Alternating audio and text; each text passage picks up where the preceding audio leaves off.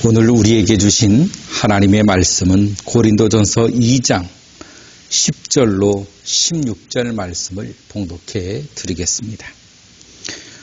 오직 하나님이 성령으로 이것을 우리에게 보이셨으니 성령은 모든 것 곧 하나님의 기쁘신 것까지도 통달하시느니라.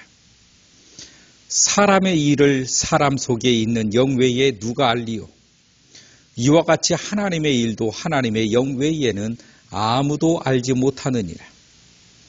우리가 세상의 영을 받지 아니하고 오직 하나님의 영으로부터 온 영을 받았으니 이는 우리로 하여금 하나님께서 우리에게 은혜로 주신 것을 알게 하려 하심이니라. 우리가 이것을 말하거니와 사람의 지혜가 가르친 말로 아니하고 오직 성령께서 가르치신 것으로 하나니 영적인 일은 영적인 것으로 분별하느니라. 육에 속한 사람은 하나님의 성령의 일을 받지 아니하나니 이는 그것들이 그에게서 어리석게 보이며 또 그는 그것들을 알 수도 없나니 그러한 일은 영적으로 분별되기 때문이라. 신령한 자는 모든 것을 판단하나 자기는 아무에게도 판단을 받지 아니하느니라. 누가 주의 마음을 알아서 주를 가르치겠느냐? 그러나 우리가 그리스도의 마음을 가졌느니라. 아멘. 성경은 무엇에 대해서 말하고 있냐면 죄에 대해서 말을 하고 있습니다. 성경의 핵심 주제는 죄에 대해서 말하고 있는 거예요. 우리가 다 죄인이라고 하는 사실을 가르쳐주고 계십니다. 그렇기 때문에 예수 그리스도를 믿는다라고 하는 것은 먼저 죄인임을 깨닫는 데서부터 출발하는 것입니다. 내가 죄인이라고 하는 사실로부터 출발하는 게 우리 기독교예요. 우리 기독교는 부자 되기 위해서 믿는 종교도 아닙니다. 출세하기 위해서 믿는 종교도 아니에요. 경제생활 잘하기 위해서 믿는 종교도 아니고 우리 기독교는 죄에 대해서 말하고 있는 거예요. 죄. 근본적인 이 죄에 대해서 수많은 종교들이 그 죄에 대해서 말을 하고 선에 대해서 말을 합니다. 다시 말하면 죄와 선한 일을 많이 하면 그 비중으로 인해서 우리가 지은 죄의 값도 치워진다라고 그렇게 믿고 있는 게 보편적인 종교입니다. 그래서 모든 종교와 철학은 선을 향해서 가고자 하는 거예요. 선. 그 선을 추구하고자 하는 것입니다. 인류의 모든 욕망과 모든 방향성도 선에 있는 것입니다. 우리가 서로 선하게 살자라고 하는 전제 속에 깔려진 게 인간의 법이기 때문에 그렇습니다. 그런데 인간에게는 그 선이 없다는 것입니다. 진정한 선은 하나님 한 분이라고 말했습니다. 결국 선이란 하나님이신 것입니다. 그럼 인간에게 있는 선은 무엇이냐? 그건 잠시 참고 있는 거지요. 인간에게 있어서 모든 사람은 다 죄인이라고 하는 것을 하나님은 고발하고 있는 것입니다. 모든 인간은 다 죄인이다. 의인은 없나니 한 사람도 없다라고 하는 거예요. 모든 인간은 다 죄인이라는 거예요. 그런데 내가 죄인이라고 하는 이 사실을 망각하고 내가 죄인이라고 하는 이 사실을 잊어버리고 산다라고 하는 것이죠. 인간이 모두가 다 죄인이라고 하는 것을 인지하고 산다고 하면 이 세상에 살아가고 있는 우리들이 어떻게 하나님 앞에서 교만할 수가 있겠습니까? 우리는 이 세상에 살면서 내가 죄인이라고 하는 사실을 망각하고 사는 거예요. 잊어버리고 사는 것입니다. 끊임없이 우리의 이 마음속에서 생성되어지는 것이 바로 죄인 것입니다. 그 죄는 인간 속에 담겨져 있는 그 욕망을 타고 나타나기 때문에 살아있는 인간이라면 끊임없는 그 욕망이 솟구쳐 오르게 되어 있습니다. 그 욕망을 품는다는 것은 결국 죄를 품는다라고 하는 것입니다. 그 욕망이 선할 수가 없는 것이 결국 인간은 모든 사람이 죄인이다. 모든 사람이 죄인이다. 우리는 그것을 인정하면서 출발하는 게 기독교인 것입니다. 그래서 이 성경은 죄에 대해서 말하고 있는 거예요. 현대 사회가 발달이 되면서 교회에서 하나님의 말씀이 지속적으로 죄에 대해서 선포되어지고 죄에 대해서 지적하면 사람들이 싫어하고 교회를 떠나고 등을 돌립니다. 그러나 그렇다고 해서 설교 말씀이 바꿔질 수는 없다는 것입니다. 왜냐하면 우리의 근본적인 문제는 죄에 있기 때문에 그렇습니다. 이 죄의 문제를 어떻게 해결할 것이냐? 그 죄의 심각성을 알고 심각성을 깨달으면 이 해결의 방법에 대해서 눈이 열리고 이 해결의 방법에 대해서 하나님의 은혜에 감동하지 않을 수가 없다는 것이에요. 왜 현대 사람들이 하나님에 대한 은혜가 떨어지고 없어지느냐?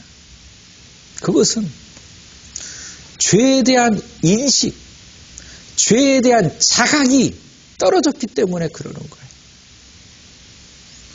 이 현대 문화 속에 젖어서 죄의 문제를 생각하지 않는 것입니다. 죄인이라고 하는 이 사실을 자각하지 못하는 거예요. 그러다 보니 회개할 일도 없는 것이고 그러다 보니 예수가 그렇게 나에게 필요한 존재임을 느끼지 못하고 살아가는 거예요. 왜 교회를 떠나고 교회를 나오지 않습니까? 이유는 그거예요. 죄의 문제를 자각하고 있지 못하기 때문에 발생되어지는 현상들인 것입니다. 이 죄의 문제를 해결해야 되는데 죄를 인지하고 있지 못하니 결국은 그 무지 속에서 지옥불에 걸어가고 있다는 것입니다. 하나님의 심판대에 올라가고 있다는 것이에요. 그러나 그럼에도 불구하고 현대 사회는 인지하고 있지 못하다는 것입니다. 내가 얼마나 큰 죄인인가. 나의 정체성을 예수님 앞에 가게 되면 가게 될수록 나타나지고 보여지는 거예요. 이 아담이 죄를 지었어요. 하나님 앞에 섰습니다. 하나님이 묻습니다. 아담아, 아담아, 내가 어디 있느냐?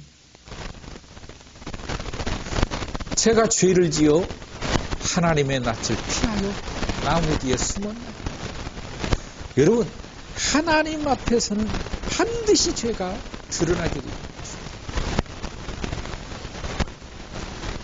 왜 우리가 죄의 자각을 하지 못하고 삽니까? 하나님 앞에 서지 않기 때문에 그러는 거예요.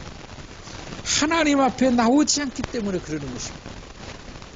그래서 사탄은 끊임없이 하나님 앞에 서지 못하도록, 사탄은 끊임없이 우리를 죄의 자각을 느끼지 못하도록 이 문화와 환경과 이 사회를 움직여서 모든 사람이 향락을, 쾌락을 즐기며 살아가도록 유도하고 있다는 것이죠. 이게 얼마나 비참한 현실인가를 오늘 믿음의 사람들은 이 현장을 바라볼 수 있어야 된다는 것입니다. 지금 현재 내가 살고 있는 이 시대에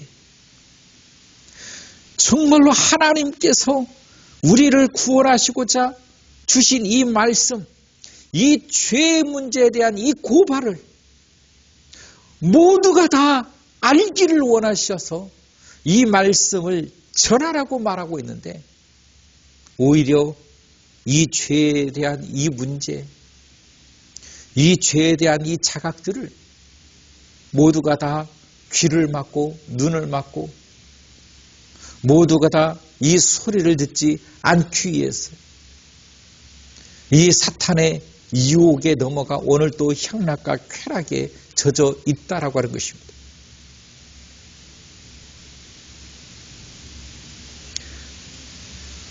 우리는 이 죄에 대한 자각, 그러므로 여전히 나는 끊임없는 죄인이요, 그러므로 끊임없이 나에게는 중보자 되신 우리 주 예수 그리스도의 십자가의 보혈이 끊임없이 나에게 필요한 존재이며, 그 부활하신 주님으로 인하여 끊임없이 나의 영혼을 살려내시고 나와 함께 동행하시는 그 성령 하나님의 은혜 역사가 끊임없이 필요하다는 것입니다. 끊임없이 모든 것이 동시다발적으로 필요한 존재여야 되는 것입니다. 이게 영생인 것입니다. 이 세상에 있는 일처럼 이것은 이제 지나갔으니 이것만 존재하면 되는, 그게 아닌 것입니다. 우리가 우리의 인생을 잘 살아야 되는 것은 우리가 살았던 과거도 없어지지 않는다는 것이에요. 우리의 미래도 없어지지 않는다는 것입니다.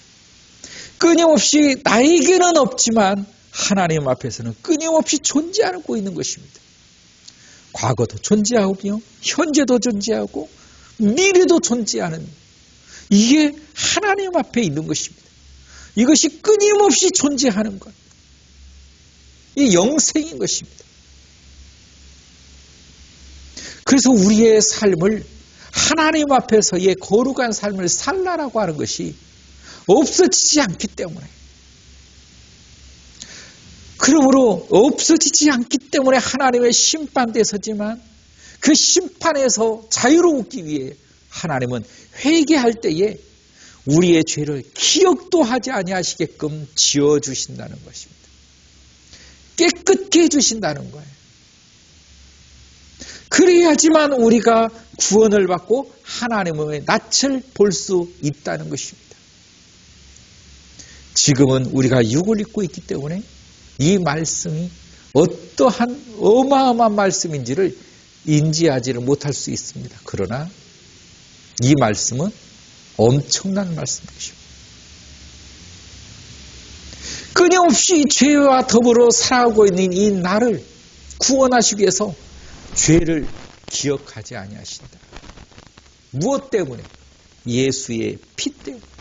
예수의 피 때문에. 그 기억하지 아니하심의 하나님을 우리가 만날 수 있고 볼 수 있는 것은 바로 부활하신 그 예수 그리스도의 생명으로 인하여, 그 영생으로 인하여 우리가 영원히 살기 때문에 하나님 앞에서는 과거도 있고 현재도 있고 미래도 있는 것입니다. 우리의 모든 삶이 정말 하나님 앞에서 거룩한 삶이 될 수 있기를 주의 이름으로 바랍니다. 그래서 오늘 이 성경은 성령 하나님에 대해서 말씀을 하고 있는 거예요. 성령 하나님은 하나님의 깊으신 것까지 통달하신다. 아신다. 그러므로 그 성령과 함께하고 있는 오늘 우리는 그 하나님의 마음을 알고 하나님의 뜻을 알 수 있는 존재가 되었다라고 하는 거예요. 이것은 세상의 지혜로 배울 수 있는 게 아니고 세상 사람이 가르칠 수 있는 것이 아니라는 것입니다. 이게 믿음의 사람에게 주신 하나님의 특권인 것입니다.